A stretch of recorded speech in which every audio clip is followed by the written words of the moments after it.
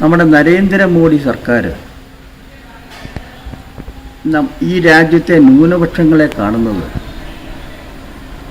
ശത്രു രാജ്യത്തെ ആളുകളെ കാണുന്നത് പോലെയാണ് ആണെന്നുള്ളതിൻ്റെ ഏറ്റവും വലിയ തെളിവാണ്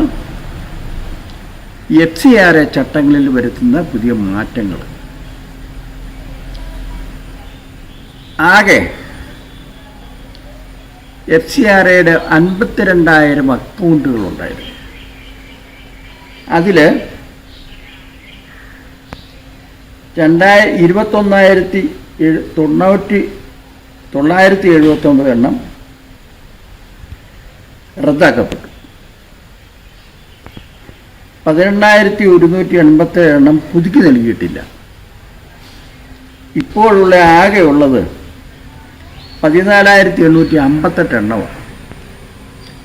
ഇങ്ങനെ ഒഴിവാക്കപ്പെട്ട 37,000 അക്കൗണ്ടുകളും ക്രിസ്ത്യൻ സാമൂഹിക സംഘടനകൾ, NGOകൾ സാമൂഹിക ക്ഷേമത്തിന് വേണ്ടി നടത്തിയിരുന്ന പ്രവർത്തനങ്ങളുടെ അക്കൗണ്ടുകളാണ് ഈ 37,000 ഒഴിവാക്കപ്പെട്ടത്.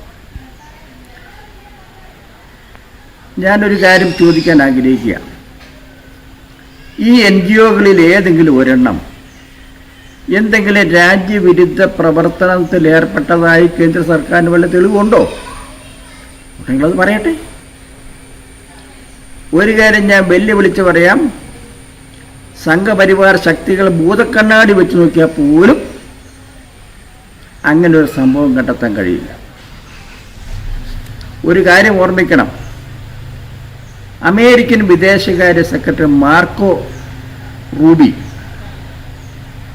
അദ്ദേഹത്തിൻ്റെ ഇന്ത്യ സന്ദർശനം മെയ് 23 മുതൽ 26 വരെ ഉണ്ടായിരുന്നു.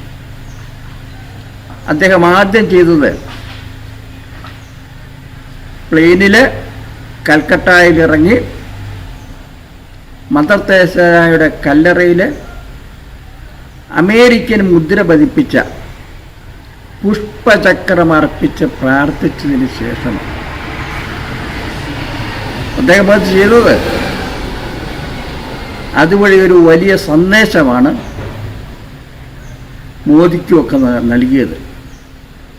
ആ സന്ദേശത്തിൻ്റെ പൊരുൾ ഉൾക്കൊള്ളാനുള്ള ശേഷി സംഘപരിവാറിനില്ലെങ്കിലും ലോകം മുഴുവൻ ചുറ്റി നടന്ന് സമാധാന ദൂതുമായി നടക്കുന്ന പ്രധാനമന്ത്രി നരേന്ദ്രമോദിക്കെങ്കിലും അമേരിക്കൻ വിദേശകാര്യ സെക്രട്ടറിയുടെ